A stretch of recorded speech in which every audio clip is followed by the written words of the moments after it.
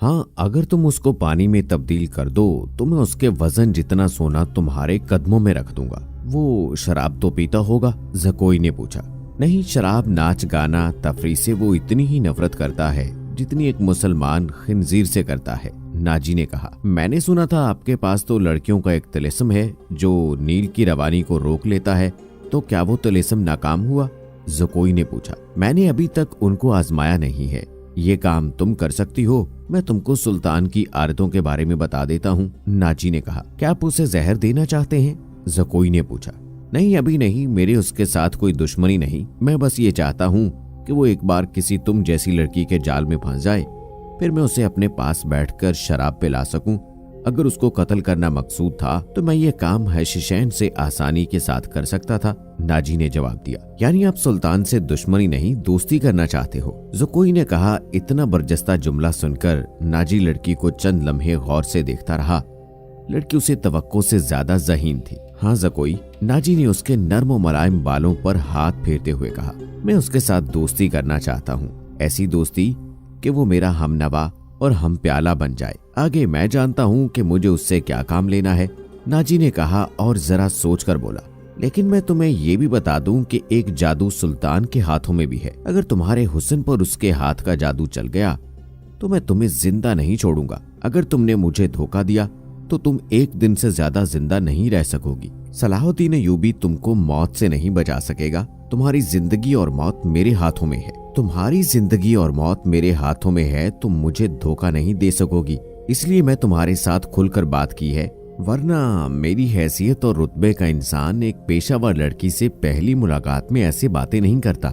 ये आपको आने वाला वक्त बताएगा कि कौन किसको धोखा देता है, ज़कोई ने कहा। मुझे ये बताएं कि मेरी सुल्तान तक रसाई कैसे होगी? मैं उसे एक जश्न में बुला रहा हूँ, नाजी ने कहा, और उसी रात में ही आपको उसके खैमे में दाखिल कर दूंगा। मैंने तुम्हें इसी मकसद के लिए बुलाया है, बाकी मैं संभाल लूंगी, ज़कोई ने कहा। वो रात गुजर गई, फिर और कई रातें गुजर गईं। सुल्तान सलाहुद्दीन अय्यूबी इंतजामी और फौज की नई भर्ती में इतना मसरूफ था कि नाजी की दावत कबूल करने का वक्त नहीं निकाल सका। अली बिन सफियान ने सुल्तान सलाहुद्दीन अय्यूबी को नाजी के मुताबिक जो रिपोर्ट दी थी उसने सुल्तान को परेशान कर दिया था। सुल्तान ने अली से कहा, इसका मतलब ये है कि नाजी सलीबियों से भी ज्यादा खतरनाक है। ये सांप है जैसे मिस्र की अमारात आस्तीन में पाल रही है। अली बिन सफियान ने नाजी की तखरीबकारी की तफसील बतानी शुरू कर दी कि नाजी ने किस तरह बड़े बड़े ओहदेदारों को हाथ में लिया और इंतजामिया में मनमानी करता रहा, और कहा, और जिस सूडानी सिपाह का वो सिपाह सालार है वो हमारी बजाय नाजी की वफादार है। क्या आप उसका कोई इलाज सोच सकते हैं? सिर्फ सोच ही नहीं सकता, इलाज शुरू भी कर चुका हूँ। मिस्र से जो सिपाही भर्ती किए जा रहे हैं वो सूडानी बॉडीगार्ड्स में गड़बड़ कर दूंगा। फिर ये फौज ना सूडानी होगी और ना मिस्री। नाजी की ये ताकत बिखर कर हमारी फौज में जज़ब हो जाएगी। नाजी को मैं उसके असल ठिकाने पर ले आऊंगा, सुल्तान सलाहुद्दीन अय्यूबी ने कहा। और मैं ये वसूख से कह सकता हूँ कि नाजी ने सलीबियों के साथ भी गठजोड़ रखा हुआ है। अली बिन सफियान ने कहा, आप मिल्लत इस्लामिया को एक मजबूत मरकज पर लाकर इस्लाम को वुसअत देना चाहते हैं, मगर नाजी आपके ख्वाबों को दीवाने का ख्वाब बना रहा है। तुम इस सिलसिले में क्या कर रहे हो? सुल्तान सलाहुद्दीन अय्यूबी ने कहा, ये मुझ पर छोड़ दें। अली ने कहा, मैं जो करूंगा वो आपको साथ साथ बताता रहूंगा, आप मुतमईन रहें। मैंने उसके गिर्द जासूसों की ऐसी दीवारें चिंदी हैं जिनकी आंख भी है, कान भी है, और ये दीवार मुतहर्रिक है। यूं समझ लें कि मैंने उसको अपने जासूसी के किले में कैद कर लिया है। सुल्तान सलाहुद्दीन अय्यूबी को अली बिन सफियान पर इस कदर भरोसा था कि उसने अली से उसके दरे पर्दा कार्रवाई की तफसील न पूछी। अली ने सुल्तान से पूछा, मालूम हुआ है वो आपको जश्न पर बुलाना चाहता है। अगर ये ठीक बात है तो उसकी दावत उस वक्त कबूल कर लें जब मैं आपको कहूंगा। अय्यूबी उठा और अपने हाथ पीछे करके टहलने लगा। उसकी आह निकली, वो रुक गया और बोला, बिन सफियान, जिंदगी और मौत अल्लाह के हाथ में है। बेमकसद जिंदगी से बेहतर नहीं कि इंसान पैदा होते ही मर जाए। कभी कभी ये बात दिमाग में आती है कि वो लोग कितने खुश नसीब हैं जिनकी कौमी हिस्स मुर्दा हो चुकी है और जिनका कोई किरदार नहीं होता, बड़े मजे से जीते हैं और अपनी आई पर मर जाते हैं।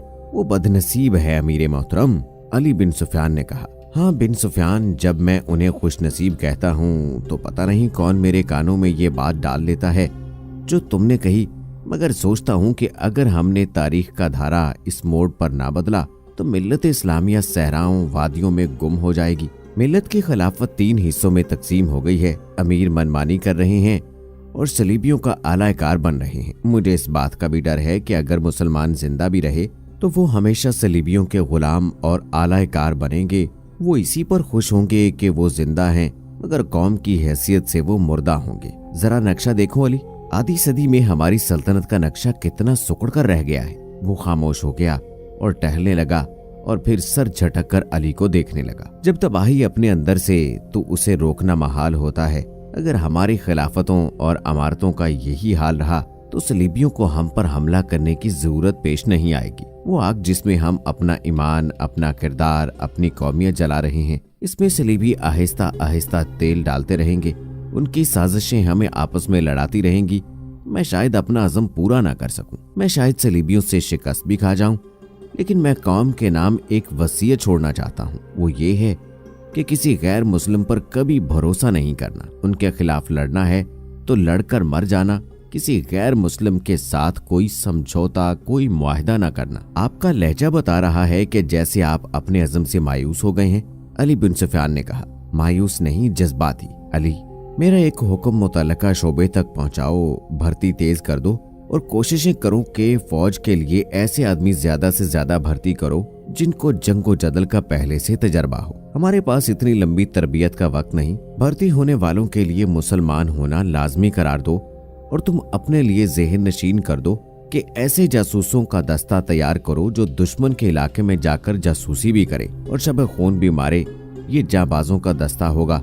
उन्हें खसूसी तरबियत दो। इनमें ये सिफात पैदा करो कि वो ऊंट की तरह सहरा में ज्यादा से ज्यादा अरसा प्यास बर्दाश्त कर सके। उनकी नजरें अकाब की तरह तेज हों। इनमें सहराई लोमड़ी की मक्कारी हो और वो दुश्मन पर चीते की तरह झपटने की महारत, ताकत के मालिक हों। इनमें शराब और हशीश की आदत ना हो और औरत के लिए वो बर्फ की तरह हो। भर्ती तेज कर दो अली सुफियान, और याद रखो मैं हजूम का कायल नहीं। मुझे लड़ने वालों की जरूरत है, खा तादाद थोड़ी हो, इनमें कौमी जज्बा हो और वो मेरे अज़म को समझते हों। किसी के दिल में ये शुबा ना हो कि उसे क्यों लड़ाया जा रहा है। अगले 10 दिनों में 1000 हाथ तरबियत याफ्ता सिपाही अमारत मिस्र की फौज में आ गए और इन 10 दिनों में ज़कोई को नाजी ने ट्रेनिंग दे दी कि वो सुल्तान को कौन कौन से तरीके से अपने हुस्न के जाल में फंसाकर उसकी शख्सियत और उसका किरदार कमजोर कर सकती है। नाजी के हमजाद दोस्तों ने जब ज़कोई को देखा तो उन्होंने कहा कि मिस्र के फिरौन भी इस लड़की को देख लेते तो वो खुदाई के वादे से दस्तबरदार हो जाते। नाजी का जासूसी का अपना निजाम था, बहुत तेज और दलेर। वो मालूम कर चुका था कि अली बिन सुफियान सुल्तान का खास मुशीर है और अरब का माना हुआ सराग रसां। उसने अली के पीछे अपने जासूस छोड़ दिए थे और अली को कत्ल करने का मंसूबा भी तैयार किया था। ज़कोई को नाजी ने सुल्तान सलाहुद्दीन अयूबी को अपने जाल में फंसाने के लिए तैयार किया था, लेकिन वो महसूस नहीं कर सका कि मराकश की रहने वाली ये लड़की खुद उसके अपने आसाब पर सवार होगी। वो सिर्फ शक्लो सूरत ही की दिलकश नहीं थी, उसकी बातों में ऐसा जादू था कि नाजी उसको अपने पास बिठाकर बातें किया करता था। उसने 2 नाचने गाने वालियों से निगाहें फेर ली जो उसकी मंजूरे नजर थी। 3-4 रातों से नाजी ने उन लड़कियों को अपने कमरे में बुलाया भी नहीं था। नाजी सोने के अंडे देने वाली मुर्गी थी जो उनकी आगोश से ज़कोई की आगोश में चली गई थी। उन्होंने ज़कोई को रास्ते से हटाने की तरकीबें शुरू कर दी। वो आखिर इस नतीजे पर पहुंचे कि उसे कत्ल किया जाए, लेकिन उसको कत्ल करना आसान ना था क्योंकि नाजी ने उसे जो कमरा दिया था उस पर 2 मुहाफिजों का पहरा हुआ करता था। इसके अलावा ये दोनों लड़कियां उस मकान से बिला इजाजत नहीं निकल सकती थी जो नाजी ने उन्हें दे रखा था। उन्होंने हरम की खादमा नौकरानी को एतमाद में लेना शुरू किया। वो उसके हाथों ज़कोई को जहर देना चाहती थी। अली बिन सुफियान ने सुल्तान सलाहुद्दीन अयूबी का मुहाफिज दस्ता बदल दिया। ये सब अमीर मिस्र के पुराने बॉडीगार्ड्स थे। इसकी जगह अली ने उन सिपाहियों में बॉडीगार्ड्स का दस्ता तैयार किया जो नए आए थे। ये जांबाजों का नया दस्ता था जो सिपाहगरी में भी ताक था और जज्बे के लिहाज से हर सिपाही इस दस्ते का असल में मर्दे मुजाहिद था। नाजी को ये तब्दीली बिल्कुल भी पसंद नहीं थी, लेकिन उसने सुल्तान सलाहुद्दीन अयूबी के सामने इस तब्दीली की बेहद तारीफ की और उसके साथ ही दरख्वास्त की कि सुल्तान सलाहुद्दीन अयूबी उसकी दावत को कबूल करें। सुल्तान सलाहुद्दीन अयूबी ने उसको जवाब दिया कि वो एक आधे दिन में उसको बताएगा कि वो कब नाजी की दावत को कबूल करेगा। नाजी के जाने के बाद सुल्तान सलाहुद्दीन अयूबी ने अली से मशवरा किया कि वो दावत पर कब जाए। अली ने मशवरा दिया कि अब वो किसी भी रोज दावत को कबूल करे। दूसरे दिन सुल्तान सलाहुद्दीन अयूबी ने नाजी को बताया कि वो किसी भी रात दावत पर आ सकता है। नाजी ने सुल्तान सलाहुद्दीन अयूबी को 3 दिन के बाद की दावत दी और बताया कि ये दावत कम और जश्न ज्यादा होगा और ये जश्न शहर से दूर सहरा में मनाया जाएगा। नाच गाने का इंतजाम होगा, बॉडीगार्ड्स के घोड़े अपना करतब दिखाएंगे, शमशीर जनी और बगैर तलवार के लड़ाइयों के मुकाबले होंगे और सुल्तान सलाहुद्दीन अयूबी को रात वहीं कयाम करना पड़ेगा। रहाइश के लिए खैमे नस्ब होंगे। सुल्तान सलाहुद्दीन अयूबी प्रोग्राम की तफसील सुनता रहा। उसने नाचने गाने पर एतराज नहीं किया था। नाजी ने डरते और झिझकते हुए कहा, फौज के बेशतर सिपाही जो मुसलमान नहीं या जो अभी नीम मुसलमान हैं, कभी कभी शराब पीते हैं। वो शराब के आदी नहीं, लेकिन वो इजाजत चाहते हैं कि जश्न में उन्हें शराब पीने की इजाजत दी जाए। आप उनके कमांडर हो, आप चाहे तो उनको इजाजत दे दें, ना चाहें तो मैं आप पर अपना हुक्म मुसल्लत नहीं करना चाहता, सुल्तान सलाहुद्दीन अयूबी ने कहा। सुल्तान सलाहुद्दीन अयूबी का इकबाल बुलंद हो, मैं कौन होता हूँ इस काम की इजाजत देने वाला जिसको आप सख्त नापसंद करें। नाजी ने कहा, उन्हें इजाजत दे दें कि जश्न की रात हंगामा आराई और बदकारी के सिवा सब कुछ कर सकते हैं। अगर शराब पीकर किसी ने हल्ला गुला किया तो उसको सख्त सजा दी जाएगी, सुल्तान सलाहुद्दीन अयूबी ने कहा। ये जबर जब सुल्तान सलाहुद्दीन अयूबी के सिपाहियों तक पहुंची कि नाजी सुल्तान सलाहुद्दीन अयूबी के एजाज में जश्न मुनक्कद कर रहा है और इसमें नाच गाना भी होगा, शराब भी होगी, और सुल्तान सलाहुद्दीन अयूबी ने इस जश्न की दावत इन सब खराफात के बावजूद भी कबूल की है, तो वो एक दूसरे का मुंह देखते रहे। किसी ने कहा कि नाजी झूठ बोलता है और दूसरों पर अपना रोब डालना चाहता है, और किसी ने कहा कि नाजी का सुल्तान सलाहुद्दीन अयूबी पर भी चल गया। ये राय नाजी के उन अफसरों को भी पसंद आई जो नाजी के हमनवा और हम प्याला थे। सुल्तान सलाहुद्दीन अयूबी ने चार्ज लेते ही उनकी ऐशो इशरत, शराब और बदकारी हराम कर दी थी। सुल्तान सलाहुद्दीन अयूबी ने ऐसा सख्त डिसिप्लिन राइज किया कि किसी को भी पहले की तरह अपने फराइज से कोताही की जुर्रत नहीं होती थी। वो इस पर खुश थे कि नए अमीर मिस्र ने उनको रात की शराब की इजाजत दी थी, तो कल वो भी खुद इन सब चीजों का रसिया हो जाएगा। सिर्फ अली बिन सुफियान था जिसे मालूम था कि सुल्तान ने इन सब खराफात की इजाजत क्यों दी थी। जश्न की शाम आ गई। एक तो चांदनी रात थी। सहरा की चांदनी इतनी शफाफ होती है कि रेत के जर्रे भी नजर आ जाते हैं। दूसरे हजारहा मशगलों ने वहां की सहरा को दिन बनाया था। बॉडीगार्ड्स का हजूम था जो एक वसी मैदान के गिर्द दीवारों की तरह खड़ा था। एक तरफ जो मसनद सुल्तान सलाहुद्दीन अयूबी के लिए रखी गई थी वो किसी बहुत बड़े बादशाह का मालूम होता था। उसके दाएं बाएं बड़े मेहमानों के लिए निशिस्तें रखी गई थी। इस वसी और अरीज तमाशगाह से थोड़ी दूर मेहमानों के लिए निहायत खूबसूरत खैमे नस्ब थे। उनसे हटकर एक बड़ा खैमा सुल्तान सलाहुद्दीन अयूबी के लिए नस्ब किया गया था, जहां उसे रात बसर करनी थी। अली बिन सुफियान ने सुबह सूरज गुरूब होने से पहले वहां जाकर मुहाफिज खड़े कर दिए थे। जब अली बिन सुफियान वहां मुहाफिज खड़े कर रहा था तो नाजी ज़कोई को आखिरी हिदायत दे रहा था। उस शाम ज़कोई का हुस्न कुछ ज्यादा ही निखर आया था। उसके जिस्म से इत्र की ऐसी भीनी भीनी खुशबू उठ रही थी जिसमें सहर का तासुर था। उसने बाल उरियां कंधों पर फैला दिए थे। सफेद कंधों पर स्याही माइल भूरे बाल जाहिदों की नजरों को गिरफ्तार करते थे। उसका लिबास इतना बारीक था कि उसके जिस्म के तमाम नशेबो फराज दिखाई देते थे। उसके होठों पर कुदरती तबस्सुम अधखिली कली की तरह थी। नाजी ने उसको सर से पांव तक देखा। तुम्हारे हुस्न का शायद सुल्तान सलाहुद्दीन अयूबी पर असर ना हो तो अपनी जुबान इस्तेमाल करना। वो सबक भूलना नहीं जो मैंने इतने दिनों से तुम्हें पढ़ाया है, और ये भी ना भूलना कि उसके पास जाकर उसकी लौंडी ना बन जाना। इंजीर का वो फूल बन जाना जो दरख्त की चोटी पर नजर आता है मगर दरख्त पर चढ़कर देखो तो गायब। उसे अपने कदमों में बिठा लेना। मैं तुम्हें यकीन दिलाता हूँ कि तुम इस पत्थर को पानी में तब्दील कर सकती हो। इस सरजमीन में क्लियोपेत्रा ने सेंसर्स जैसे मर्द आहिन को अपने हुस्नो जवानी से पिघलाकर मिस्र के रेत में बहा दिया। क्लियोपेत्रा तुमसे ज्यादा खूबसूरत नहीं थी। मैंने तुमको जो सबक दिया है वो क्लियोपेत्रा की चालें थी। औरत की ये चालें कभी नाकाम नहीं हो सकती, नाजी ने कहा। ज़कोई मुस्कुरा रही थी और बड़े गौर से सुन रही थी। मिस्र की रेत ने एक और हसीन क्लियोपेत्रा को हसीन नागिन की तरह जन्म दिया था। मिस्र की तारीख अपने आप को दोहराने वाली थी। सूरज गुरूब हुआ तो मशलें जल गईं। सुल्तान सलाहुद्दीन अयूबी घोड़े पर सवार आ गया। सुल्तान के आगे पीछे दाएं बाएं उसके मुहाफिज दस्ते के घोड़े थे जो अली बिन सफियान ने मुंतखब किए थे। इसी दस्ते में से ही उसने 10 मुहाफिज शाम से पहले ही यहाँ लाकर सुल्तान सलाहुद्दीन अयूबी के खैमे के गिर्द खड़े कर दिए थे। साजिंदों ने दफ की आवाज पर इस्तकबालिया धुन बजाई और सहरा अमीरे मिस्र सुल्तान सलाहुद्दीन अयूबी जिंदाबाद के नारों से गूंजने लगा। नाजी ने आगे बढ़कर इस्तकबाल किया और कहा, आपके जानिसार अजमत इस्लाम के पासबान आपको बसरो चशम खुशामदीद कहते हैं। उनकी बेताबियां और बेकरारियां देखें, आपके इशारे पर कट मरेंगे और खुशामद के लिए इसको जितने अल्फाज याद आए नाजी ने कह दिए। जो ही सुल्तान सलाहुद्दीन अयूबी अपनी शाहाना नशिस्त पर बैठा, सरपट दौड़ते घोड़ों की टापों की आवाजें सुनाई देने लगी। घोड़े जब रोशनी में आए तब उसने देखा कि 4 घोड़े दाएं से और 4 बाएं से आ रहे थे। हर एक पर एक एक सवार था और उनके पास हथियार नहीं थे। वो एक दूसरे के आमने सामने आ रहे थे। साफ जाहिर था कि वो टकरा जाएंगे। किसी को मालूम नहीं था कि वो क्या करेंगे। वो एक दूसरे के करीब आए तो सवार रकाबों में पांव जमाए खड़े हुए।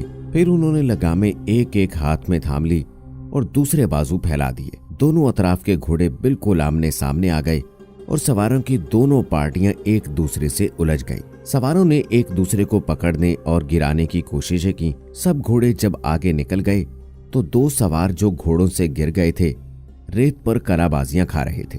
एक तरफ के एक सवार ने दूसरी तरफ के एक सवार को एक बाजू में जकड़कर उसे घोड़े से उठा लिया था और उसे अपने घोड़ों पर लाद कर ले जा रहे थे। हुजूम ने इस कदर शोर बर्पा किया था कि अपनी आवाज खुद को सुनाई नहीं दे रही थी। ये सवार अंधेरे में गायब हुए तो दोनों अतराफ से और 4-4 घुड़सवार आए और मुकाबला इस तरह 8 मुकाबले हुए। और इसके बाद शुतर सवार आए, फिर घुड़सवारों और शुतर सवारों के कई करतब दिखाए। इसके बाद तैग जनी और बगैर हथियारों के लड़ाई के मुजाहिरे हुए जिनमें कई एक सिपाही जख्मी हुए। सुल्तान सलाहुद्दीन अयूबी शुजात और बहादुरी के इन मुकाबलों में जज़ब होकर रह गया था। उसे ऐसे ही बहादुर फौज की जरूरत थी। सलाहुद्दीन अयूबी ने अली बिन सुफियान के कान में कहा, अगर इस फौज में इस्लामी जज्बा भी हो, मैं इस फौज से ही सलीबियों को घुटनों बिठा सकता हूँ। अली बिन सुफियान ने वही मशवरा दिया जो उसने पहले दिया था। अगर नाजी से कमान ली जाए तो जज्बा भी पैदा किया जा सकता है। अली बिन सुफियान ने कहा, मगर सुल्तान सलाहुद्दीन अयूबी नाजी जैसे सालार को सुबकदोश नहीं करना चाहता था, बल्कि सुधार कर राहे हक पर लाना चाहता था। वो इस जश्न में अपनी आंखों यही देखने आया था कि यह फौज अखलाक के लिहाज से कैसी है। उसको नाजी के इस बात से ही मायूसी हुई थी कि नाजी के कमांडर और सिपाही शराब पीना चाहते हैं और नाच गाना भी होगा। सुल्तान सलाहुद्दीन अयूबी ने इस दरख्वास्त की मंजूरी सिर्फ इस वजह से दी थी कि वो देखना चाहता था कि ये फौज किस हद तक ऐशो इशरत में डूबी हुई है। बहादुरी, शुजात, शाहसवारी, तैगजनी, तलवार जनी में तो ये फौजी जंगी मयार पर पूरा उतरता था, मगर खाने का वक्त आया तो ये फौज बदतमीजियों, बेलानोशों और हंगामा परवर लोगों का हुजूम बन गई। खाने का इंतजाम वसी व अरीज मैदान में किया गया था और उनसे जरा दूर सुल्तान सलाहुद्दीन अयूबी और दीगर मेहमानों के खाने का इंतजाम किया गया था। सैकड़ों सालम दुम्बे और बकरे, ऊंटों की सालम राने और हजारों मुर्ग रोस्ट किए गए थे। दीगर लवाजमात का कोई शुमार न था और सिपाहियों के सामने शराब के छोटे छोटे मशकीजे और सुराहियां रख दी गई थी। सिपाही खाने और शराब पर टूट पड़े और गटागट शराब चढ़ाने लगे और मार्का आराई होने लगी। सुल्तान सलाहुद्दीन अयूबी ये मंजर देख रहा था और खामोश था। उसके चेहरे पर कोई तासुर न था जो ये जाहिर करता कि वो क्या सोच रहा है। उसने नाजी से सिर्फ इतना कहा, 50,000 फौज में आपने ये आदमी किस तरह मुंतखब किए? क्या ये आपके बदतरीन सिपाही हैं? नहीं अमीर मिस्र, ये 2000 अस्करी मेरे बेहतरीन सिपाही हैं। आपने इनके मुजाहिरे देखे, इनकी बहादुरी देखी है। मैदान जंग में जिस जांबाजी का मुजाहिरा करेंगे वो आपको हैरान कर देगी। आप इनकी बदतमीजी को ना देखें या आपके इशारे पर जाने कुर्बान कर देंगे। मैं इन्हें कभी कभी खुली छुट्टी दे दिया करता हूँ कि मरने से पहले दुनिया के रंगो बू का पूरा मजा उठा लें। नाजी ने गुलामाना लहजे में कहा। सुल्तान सलाहुद्दीन अयूबी ने इस इस्तदलाल के जवाब में कुछ नहीं कहा। नाजी जब दूसरे मेहमानों की तरफ मतवज्जे हुआ तो सुल्तान सलाहुद्दीन अयूबी ने अली बिन सुफियान से कहा, मैं जो देखना चाहता था वो देख लिया है। ये सूडानी शराब और हंगामा आराई के आदी हैं। तुम कहते हो इनमें जज्बा नहीं है, मैं देख रहा हूँ इनमें किरदार भी नहीं है। इस फौज को अगर तुम लड़ने के लिए मैदान जंग में ले गए तो ये लड़ने की बजाय अपनी जान बचाने की फिक्र करेंगी और माले गनीमत लूटेगी और मफ्तू की औरतों के साथ वहशियाना सलूक करेगी।